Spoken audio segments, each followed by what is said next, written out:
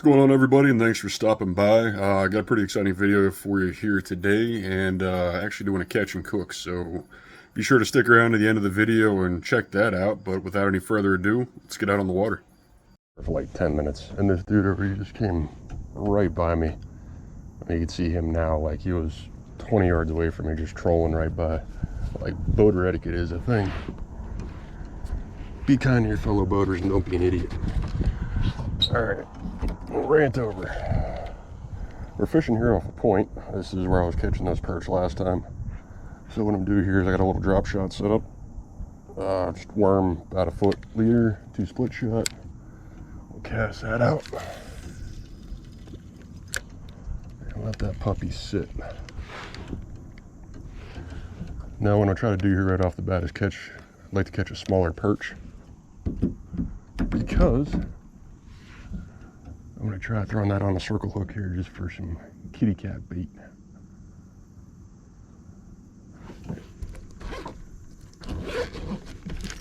I actually went out and spent the money and got a anchor.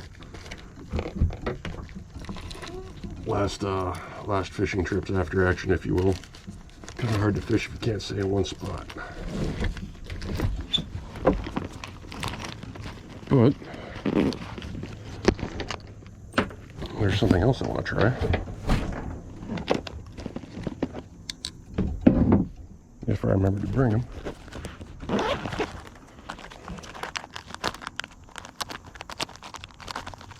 I did.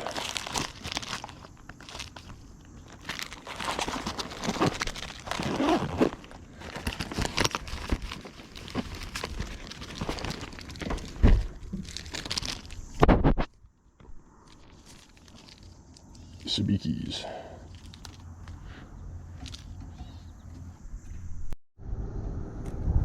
Alright, well, I lost the sabiki already. Not surprising.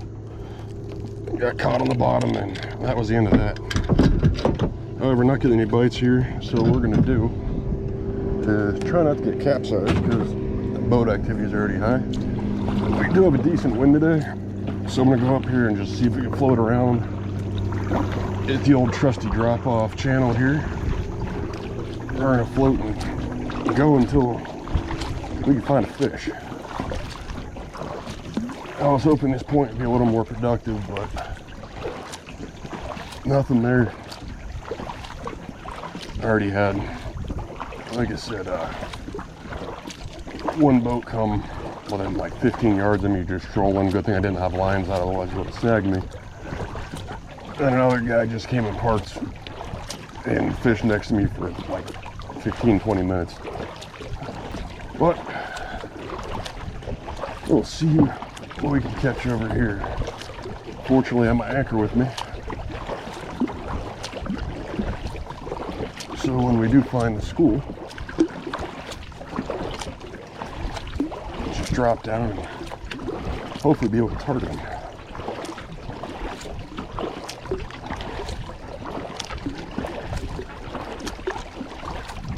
I should have done my homework. I went out and caught a chub or something last night on the creek in my backyard. That way I would have had some catfish bait just to drag along instead of trying to catch something out here. The way it's looking right now, might be a slow day. Alright, so between the bites I wanted to show you guys this. You've probably seen me reaching behind me and just pulling rods out, like, wonder where that's coming from. But this is my yak rack system that I put together, and cost me like 30 bucks to do. And what's cool about that is, like, this whole kayak was like 150 bucks. I bought it on Dick's was having a boat sale, and it was like, yeah, why not? Bought it 50% off. The reason I'm showing you all this is, like, if you're new to fishing, just want to get into fishing, but you're kind of intimidated by, you know, the prices of like fishing kayaks and everything else like that. This just goes to show you that you don't necessarily need to spend the money to get out and get into it. You know, for this whole setup, I spent probably less than $200. You know, nets, oars, all the PVC pipe to make our rod holders and stuff like that. You don't have to go that crazy, but, you know, for a little bit of money, you can get into fishing, and all you need is a roof rack for any four-door sedan, and you'll be able to go pretty much most places. Now, I'm not going to sit here and say that, you know, you don't have to spend the money. You know, obviously you're going to do more with a boat, like an actual boat, and be able to fish more and do all that. But I mean, you guys see my videos here, you don't necessarily need that to get into fishing. So I mean, if you're curious about it, you're thinking about it, I highly recommend, you know, just getting a little kayak. Wait for their end of summer sales or something like that, and you can get one for pretty cheap. And if you guys are curious on how I built my rod rack, let me know, and I could do a video on how I made that, just to show you guys.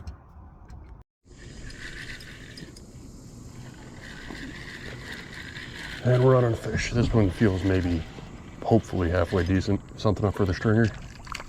Oh, that's a stud bluegill. Absolute stud bluegill. If we get a couple more of these. Now, I misread the rules previously. I thought it was all panfish in this lake, but it's just bluegills and crappie. Particularly bluegills that need to be over 7 inches to keep. So I'm gonna have to get the old tape measure for this one. This is over 7, it's going on the stringer. Where's the tape measure?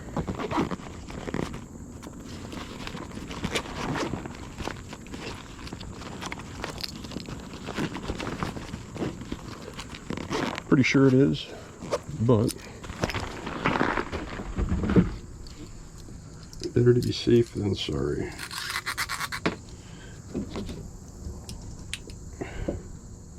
Oh yeah. Yeah, it's over 7 all day. The salt water wasn't too kind to this.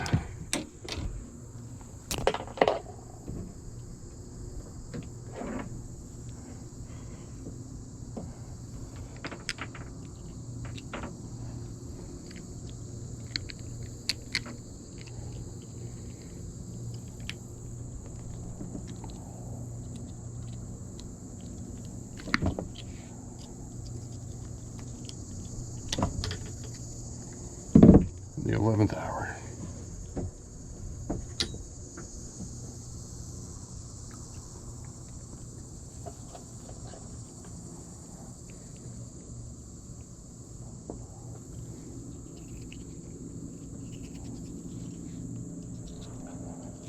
Now let's maybe get a couple more, do a little catch and cook on these guys.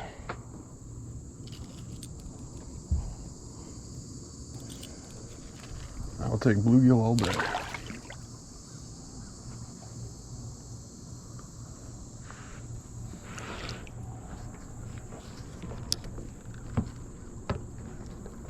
Tell you what, that was a hard fought for fish. That was been a spectacularly slow day. Just with dealing with other boats and everything else.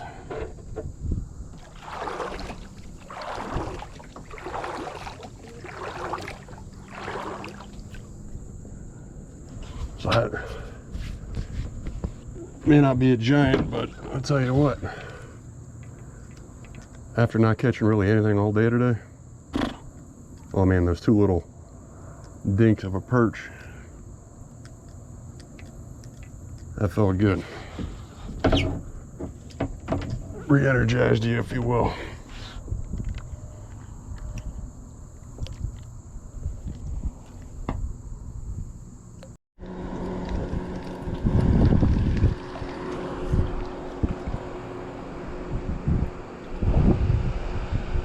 Well, about ripped the rod out. I was sitting here trying to deworm my worm up my other one, but yeah. Let's see how bad this is. How badly you're hooked.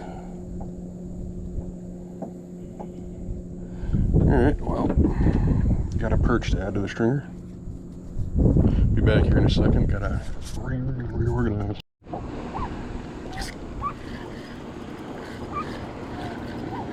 Another perchy perch for the stringer. All right. Oh, easy. Easy now. Easy. Let's get that back out before we get seasick here.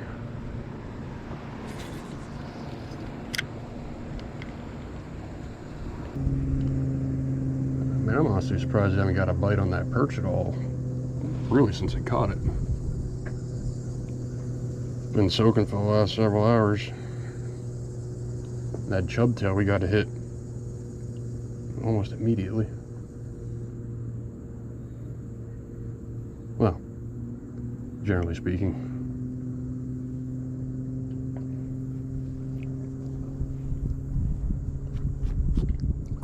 I figured it was worth experimenting with a perch since there's a ton of them out here.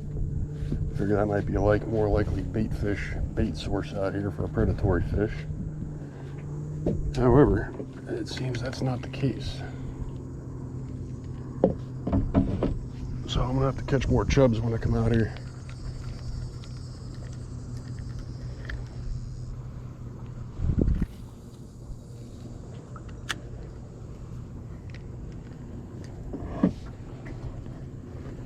Use them for cut bait. Oh. This is a nicer fish. I'm rolling. Sweet Jesus.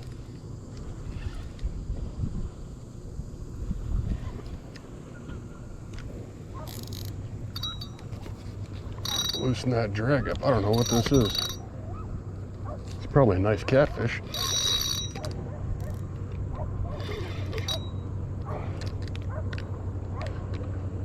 Or a big bass.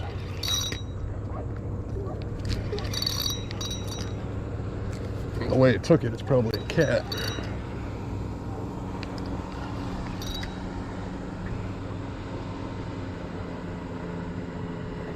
The way it's staying down, it's probably a nice cat.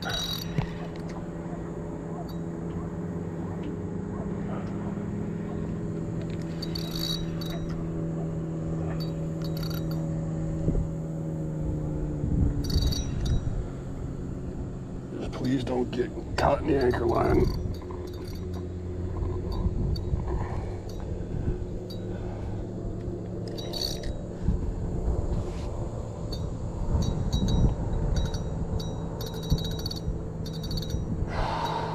Woo, woo, woo.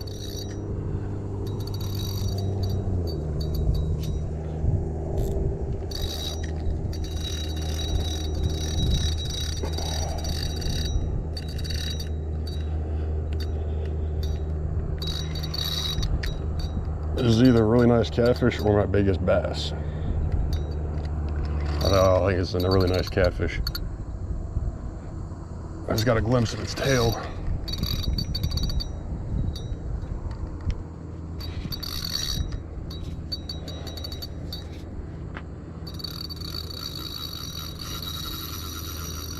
Go ahead, run, get it out of you, buddy. Now I got that drag pretty loose. I don't want to horse this guy too much. I don't know how he's hooked. I'm using a number 4 bait holder.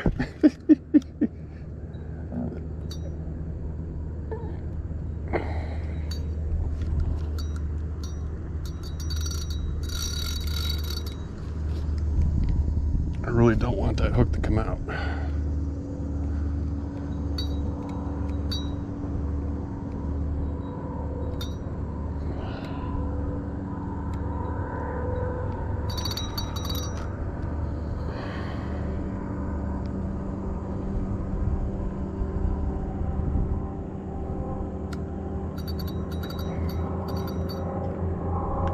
Over here. Crap, I have my other lines out.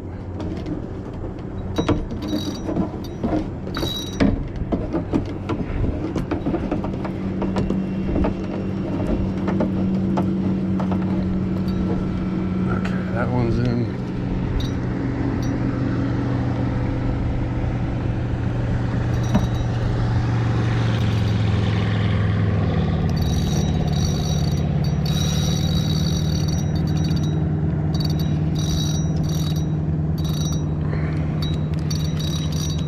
How big is this catfish?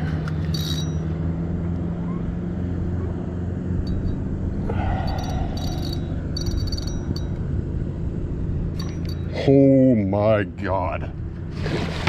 Ooh, sweet baby Jesus. Oh man, this is a beauty.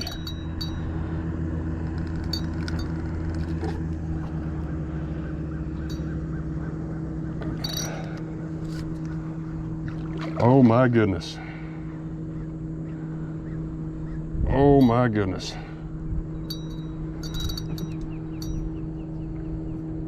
This makes a slow day all worth it.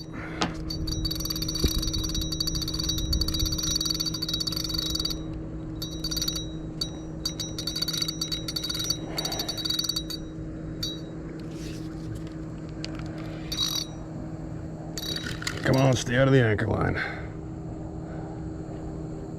This is a bruiser.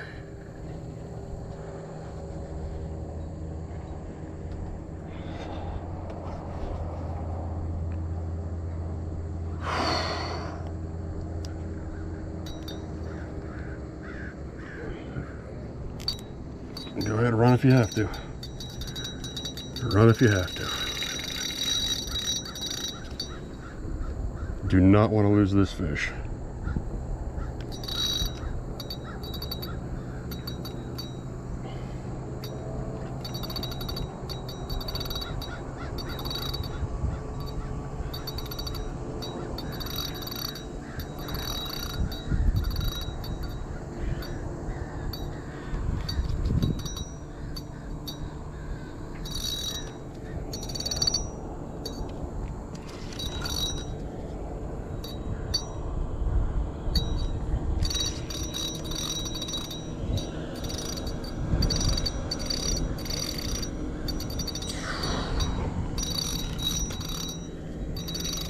He does not want to come up. Does not want to come up.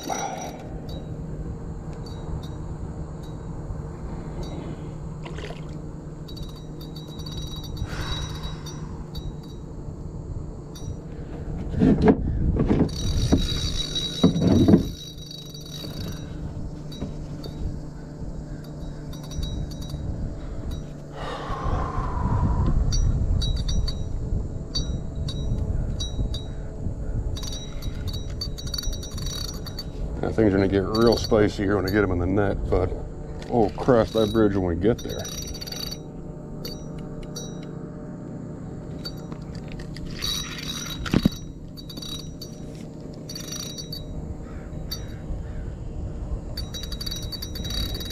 He just does not want to quit.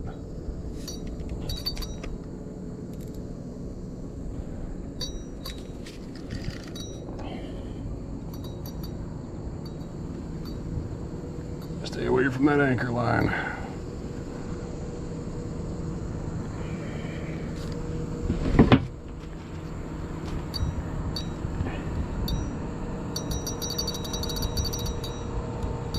He's almost ready, man. His line is all slimed up. Almost ready. Come on. Come on, give me your head. Give me your head.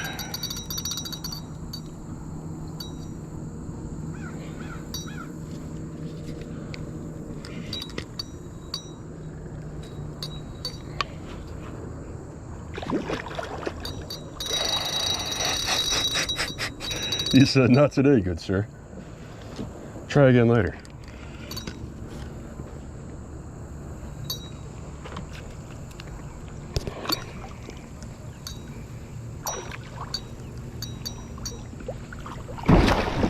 Yes. Yeah, baby. Oh my God. Oh. That is a bruiser. Oh man. All right, now. All the other lines. Look at the size of that fish. Look at the size of that fish. Just an absolute donkey. Oh man. All right, give me a second. Let me get this cleaned up here, and I'll be back with you guys in a second. All right, so I got some of the rods put away here, out of the way. Look at the size of this thing. Oh man, just an absolute behemoth. Absolute behemoth. Try to unhook this guy in the net.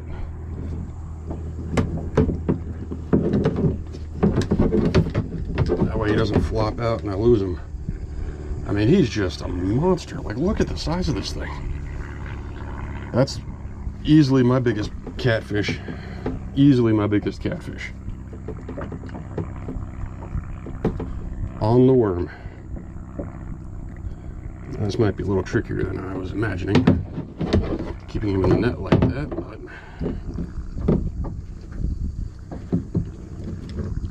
where's your mouth?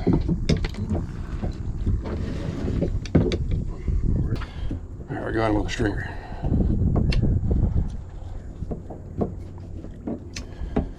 Got him on the stringer.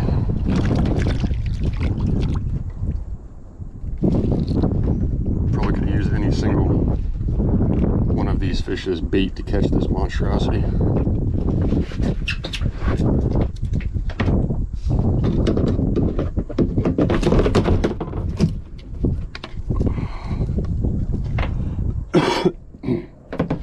All right.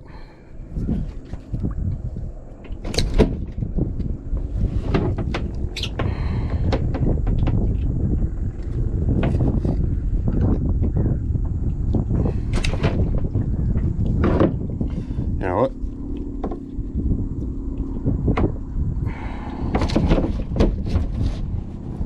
Just gonna cut the line. I want to get this back. He's going home with me. And that, ladies and gentlemen, is why you put your fish on the stringer. Oh man, that would have sucked.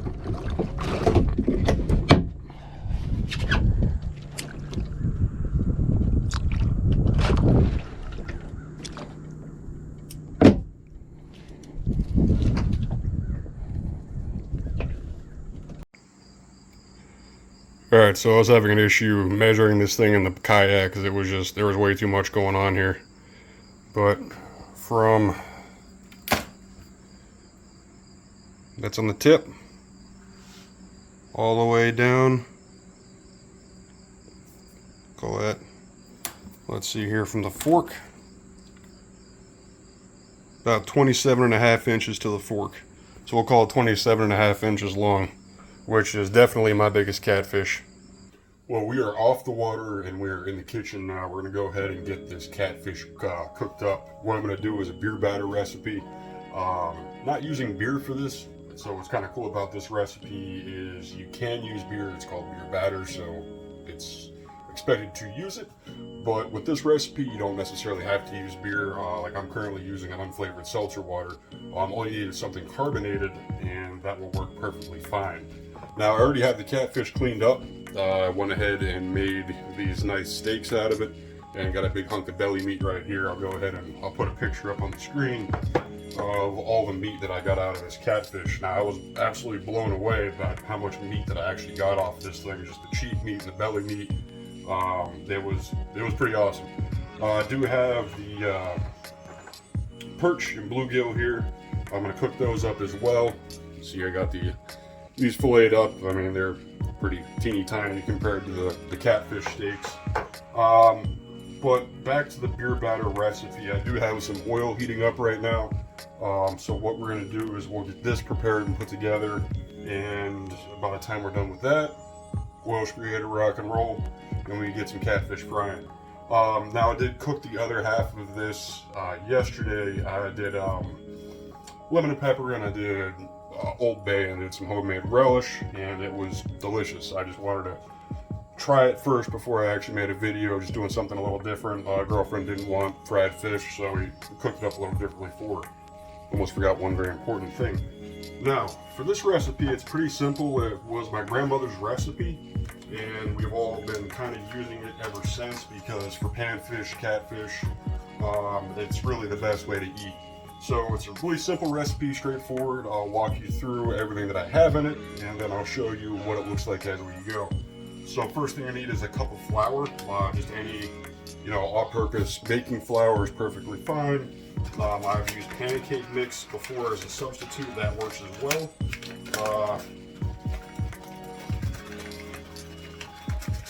Get that in here, just 1 cup of flour, drop that right in there, set that off to the side. And here I have, let me get my notes. I already pre-mixed this just to make it a little easier for you guys. It's a half a teaspoon of baking soda, 1 teaspoon of baking powder, and half a teaspoon of salt. And I have that pre-mixed right here. I'm just gonna go ahead and add that in. Put that off to the side. And like I said, you can use beer. I didn't have any on hand. And I wasn't going to go out and buy beer just for the sake of doing this. I also kind of want to show you that you don't have to use beer for it. Now, what you want for this is going to be 7 ounces of your carbonated beverage of choice, be it beer, be it clear seltzer water, preferably something that's not like sweet and fruity. Like you don't want to be using some mango tango blast stuff in here. That's just going to give it a really super weird flavor. Go ahead and dump that in. Now I have used, traditionally I've used like light beers, I've used Miller Lights, I've used full flavored Yinglings in the past. They've turned out pretty good. I've also used IPAs, also taste really good. And same thing with this, being a clear, unflavored seltzer, turned out really well as well. And then take your egg, crack your egg, get that in here, drop that, discard your shell. And then the last thing you're going to need is a 1/4 cup of yellow mustard. Now for this, got mustard going everywhere. I'm just using regular Great Value yellow mustard.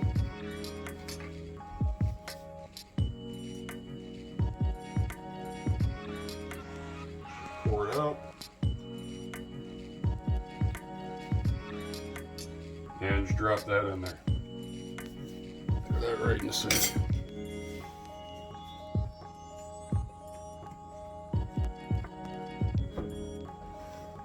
Next thing you're going to do, just whisk everything all together. And I'm using a bigger bowl for this because these catfish steaks are pretty large. So I want to make sure I have enough room to properly coat all of this and just give it a good batter. Like I said, this is a really good recipe. It's really straightforward. There's not a whole lot of ingredients to it.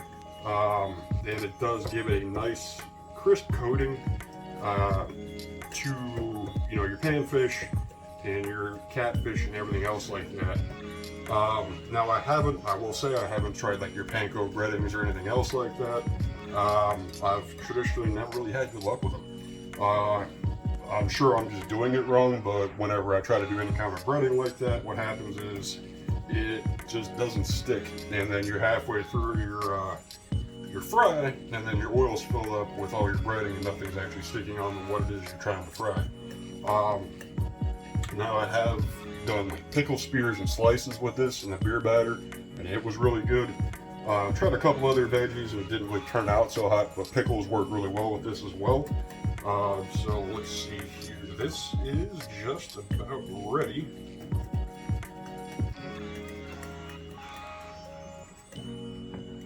So you can see in the camera, this is about the consistency you want it to look like once everything's mixed together. See how it's bubbling a little bit? I don't know if you can see that there on the camera. The lighting in here isn't exactly the best, but this is generally about what you want it to look like. Let's go ahead and put that right in the sink. Yeah, it looks like our oil is just about getting there, but we can test that.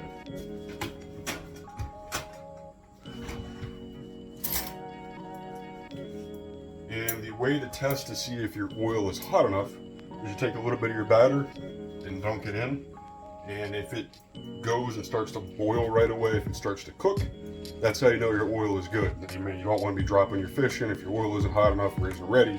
What will happen is it's just going to take longer to cook. So let me go ahead, I'll get the camera flipped around here or a little closer so you guys can see the action in progress.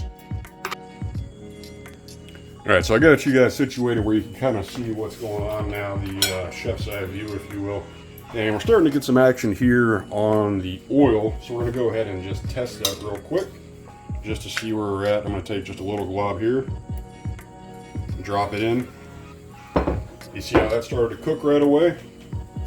That means we're in good shape here with our oil temp, and then we're good to start dropping fish in. Alright, so we'll start off here with the belly meat. Just go ahead and give that a nice good coat.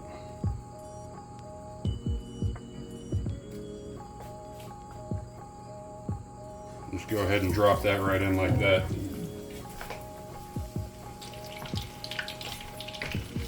And then you can see how this is starting to crust up here, getting a little firm on this side. What I'll do is I'll go ahead and flip this.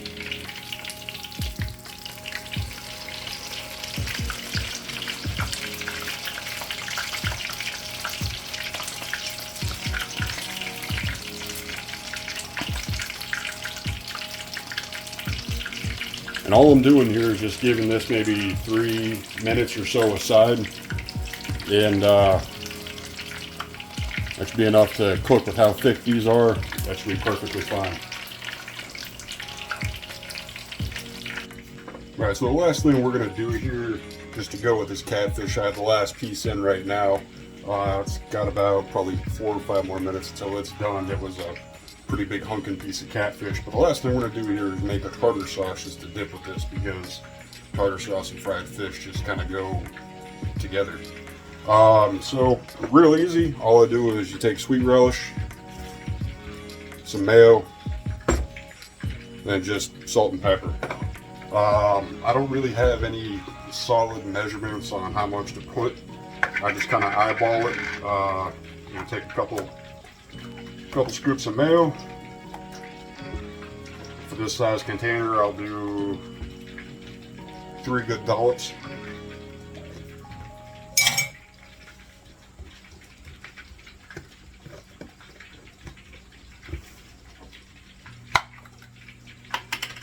And it's important when you're scooping the pickles out to try to not get as much juice as you can. You want to leave as much out as you can, rather. So for this, I'll do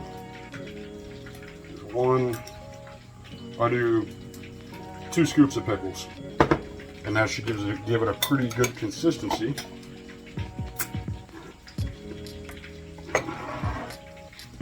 And then just shred up your salt and pepper here.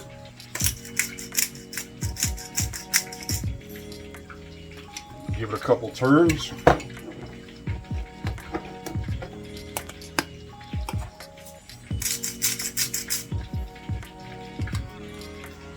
And then mix.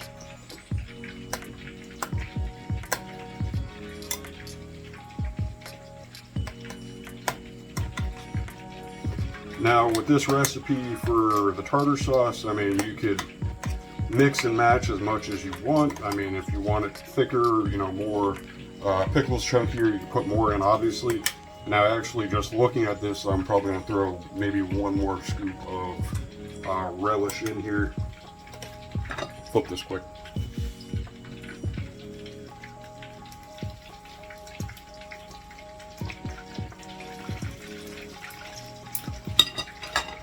Just looking at the consistency of it, I actually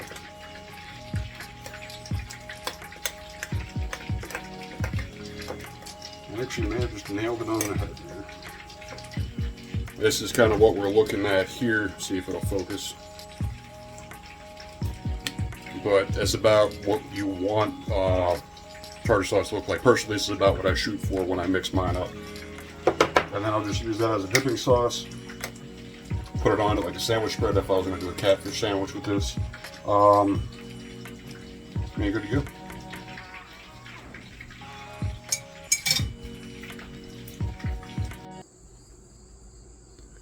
Well, as you can see, this is the finished product here. I have all the catfish and the bluegill and perch cooked up. Bluegill and perch are these little guys right here. Now I'm not going to be eating this whole mountain of fish, but I'm about to dive into it. With that being said, I'm not going to subject you guys to my gluttony. This is my favorite way of eating catfish and panfish. It's just a very simple, delicious recipe. It's very easy to make. And just because it is a beer batter recipe doesn't mean you have to use beer. You know, any kind of carbonated beverage will work, like I said, as long as it's not fruity, because you are using a yellow mustard.